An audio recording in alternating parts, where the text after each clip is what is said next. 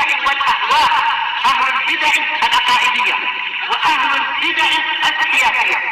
نقول بيننا وبينكم السلف، بيننا وبينكم الكتب، كان فيقول البدع بيننا وبينكم. Bismillahirrahmanirrahim. Qala al-Imam al-Bukhari rahimahullahu taala, al-haditsur rabi' was sab'un ba'dal mi'ah, 174. Wa qala Ahmad ibn Syabib, haddatsana Abi an Yunus an Ibn Shihab qala haddatsani Hamzah bin Abdullah an Abi qala kanatil kilabu tabulu wa tuqbilu wa tudbiru fil masjid fi zamani Rasulillah sallallahu alaihi wasallam. Kata ayah tadi, yaitu siapa? Abdullah bin Umar bin Al-Khattab radhiyallahu anhuma. Dahulu kala anjing-anjing itu sering kencing, datang dan pergi di masjid pada zaman Rasulullah sallallahu alaihi wasallam. Falam yakunu yarushuna syai'an min dalik. Namun mereka para sahabat tidak mengucurkan atau tidak mengguyurkan air sedikit pun kepada kencing-kencing tadi, kencing anjing. Tidak menyiram. Ya, menyiram. Ya, rush, siraman atau cipratan atau kucuran, itu rush, air yang sedikit. Tayyib.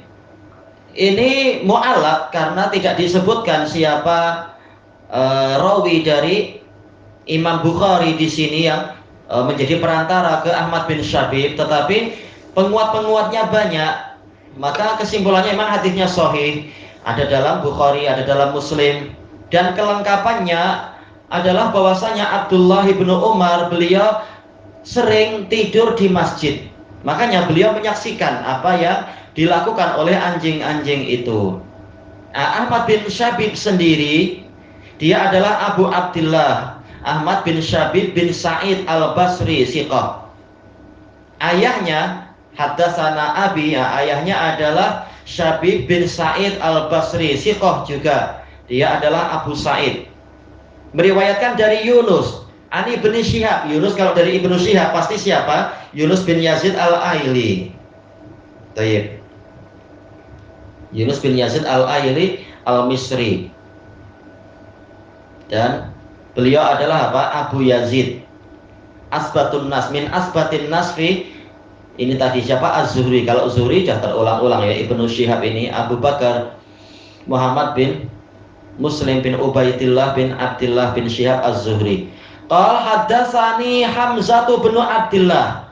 Hamzah bin Abdullah ini Hamzah bin Abdullah bin Umar bin Khattab al-Adawi. Kunyahnya wallahu a'lam. Beliau siqah faqih. Dan beliau dari kalangan tabi'in. Ya, tadi Ibnu Syihab juga dari kalangan tabi'in. Jadi ini musalsal bin bukan musalsal, apa ini? Ada riwayat tabi'i anit tabi'i. Dari ayahnya yaitu Abdullah bin Umar bin Al-Khattab. Ibnu Umar sebelum menikah memang beliau sering tidurnya di masjid. Beliau tidak mau tidur dengan ayahnya. Ayahnya ada keluarga sendiri. Sementara beliau sudah besar. Beliau memilih tidur di masjid seperti Ahlus Suffah. Sekalian i'tikaf. Nah, makanya beliau menyaksikan apa yang terjadi itu. Anjing-anjing sering keluar masuk ke masjid Nabi. Al-masjid di sini alnya bukan istighraqiyah tapi ahdiyah, masjid yang itu yaitu Masjid Nabawi. Keluar masuk, terkadang kencing, ya namanya anjing, mungkin oh ini kekuasaan saya, mungkin kan macam kucing. Mungkin itu. Di Madinah pun banyak anjing. Oh, ya memang banyak, istilahnya anjing lembah, anjing prairie, anjing burun. Anjing kebun-kebun ini. Iya, di Yaman pun banyak. Sering kami waktu tidur itu tahu-tahu jam 1 malam, jam 2 malam anjing masuk ke asrama. Lalu menggonggong, padahal asramanya kan agak tinggi itunya bumbungnya, jadi suaranya menggaung buat suaranya memang jadi situasi yang seram, macam ada ekonya. Ya, memang banyak anjing. Ya kalau bilik air penuh yang bertingkat itu penuh, kita ya sudah jam 1 jam 2 malam waktu itu belum punya rumah. Ya sudah, itu memang tak ada bilik air yang lain, memang pergi ke lembah, tahu-tahu ada 2-3 anjing datang, mungkin tanya buat apa tuh. Susah juga kita mau cari kayu, kadang susah. Anjing banyak, anjing datang keluar masuk, tapi kalau ke masjid tak boleh, ada penjaga memang. Berarti apa yang dibahas di sini, yang diinginkan oleh Imam Bukhari adalah untuk menguatkan pendapat bahwasanya anjing itu tidak najis, buktinya keluar masuk dan sebagainya. Tapi ini dibantah oleh Al-Hafidz Ibnu Hajar rahimahullah, bahwasanya pendalilan ini tidak kuat. Kenapa? Karena peristiwa ini adalah peristiwa di awal-awal syariat, periode Madinah yang syariat masih mungkin untuk ditambah dan dikurang, dirubah. Sementara riwayat yang lain, riwayat Ibnu Umar dan juga hadis Umar itu menunjukkan bahwasanya nanti masjid itu ada pintunya. Jadi ini awal-awal tidak ada pintu. Nanti lama-lama memang ada pintunya, dan dalil banyak sekali untuk memuliakan masjid, menjaga masjid. Kalau masjid saja diperintahkan untuk dijaga dari suara yang bising, dijaga dari najis-najis. Nabi sampai marah tatkala melihat ada apa itu, imam masjid yang meludah. Ada mungkin pernah ada suatu jamaah kemudian meludah ke arah kiblat, Nabi marah, padahal ludah manusia tidak najis.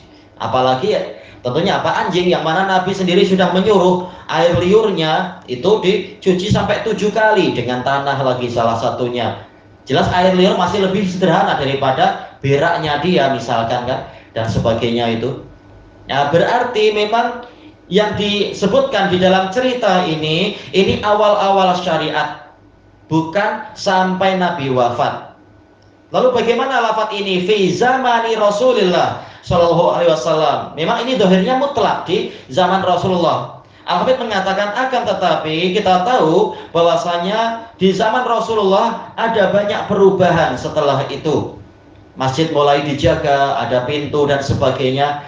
Maka yang dimaksudkan fi zamani Rasulillah di sini dalam hadis Ibnu Umar adalah di awal-awal syariat, sebelum masjid itu memiliki pintu. Makanya dalam riwayat yang lain dikatakan pada waktu itu masjid memang belum memiliki pintu. Kemudian sebagian ulama yang lain, yaitu siapa?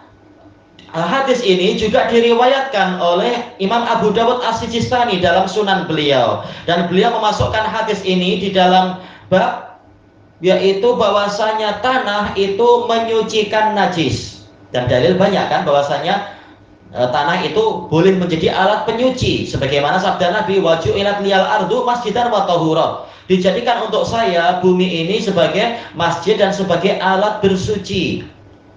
Wazan faul menunjukkan alat.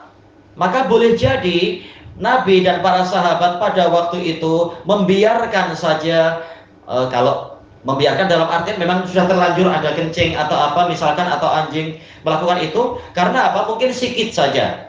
Dan kemudian sudah dikeringkan oleh tanah. Apalagi Madinah sering cuacanya sangat panas, matahari sangat terik dan banyak angin, sehingga cepat kering dan cepat menghilang.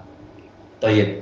Apalagi kata Al-Hafidz, asal dari masjid itu suci. Asal dari lantai dan tanah masjid adalah suci, sebagaimana asal dari bumi ini adalah suci. Sementara tempat kencingnya anjing ini masih diragukan. Seandainya betul-betul ada istilahnya itu noda kencing, niscaya yaitu najis, kemudian tinggal dibuang atau ditutup atau dikambus ditimbun itu, tinggal tanahnya dibalik kata para fuqaha.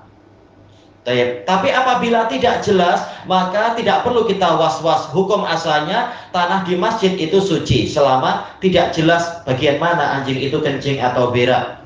Kalau jelas ya, maka memang wajib dibuang. Ludah manusia saja Nabi membuangnya dari masjid, apalagi ini kencing anjing kalau ketahuan ada buktinya misalkan. Intinya kata Al-Hafidz, istidlal orang-orang Malikiyah dan juga Imam Bukhari bahwasanya hadis ini menunjukkan anjing itu suci, ini istidlal yang tidak kuat. Tidak mungkin mafhum dari hadis ini mampu mengalahkan mantuk dari hadis Abi Hurairah, yaitu kewajiban untuk mencuci, apalagi mencuci sampai 7 kali. Dan yang dirajihkan oleh Imam Syafi'i adalah bahwasanya seluruh jasad anjing itu najis. Apabila air liurnya saja itu najis, dengan najis yang sebesar itu, Sementara air liur anjing itu di kepala, dan kepala adalah bagian yang paling mulia. Bagaimana dengan bagian yang lain-lain? Tentunya lebih layak untuk diyakini kenajisannya. Apalagi anjing sering menjilat badannya sendiri, menjilat bulunya, mungkin karena gatal untuk menghilangkan kutu, atau mungkin untuk membersihkan diri, atau kemungkinan-kemungkinan yang lain. Maka secara umum jasadnya memang tidak lepas dari najis. Tapi memang iskalnya, kenapa kalau anjing itu najis kemudian dibiarkan anjing itu masuk?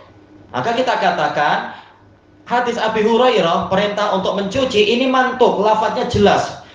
Nah, dan dalam riwayat Muslim, tohuru ina'i ahadikum, tuhuru, menunjukkan memang kalau tidak dicuci itu najis, berarti anjing memang najis. Ini mantuk, ini nas yang sangat jelas. Sementara yang di hadapan kita, hadis siapa tadi? Ibnu Umar, ini sekedar mafhum. Anjing keluar masuk, anjing kencing.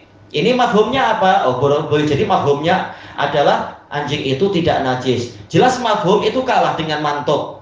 Karena ini sekedar pemahaman kita. Karena masih mungkin Nabi meyakini itu najis, tetapi ada keringanan dengan banyaknya angin, banyaknya cahaya matahari yang mengeringkan tanah sendiri mampu untuk menghilangkan najis apabila sekedar kencing. Adapun kalau zatnya ada, berak, jelas itu wajib dibuang. Yang lebih ringan dari itu saja wajib dibuang, apalagi nyata-nyata ini ada kotoran anjing, sekedar kotoran ayam yang walaupun busuk tapi tidak najis secara syar'i saja, itu wajib dibuang dari masjid, apalagi yang lebih besar.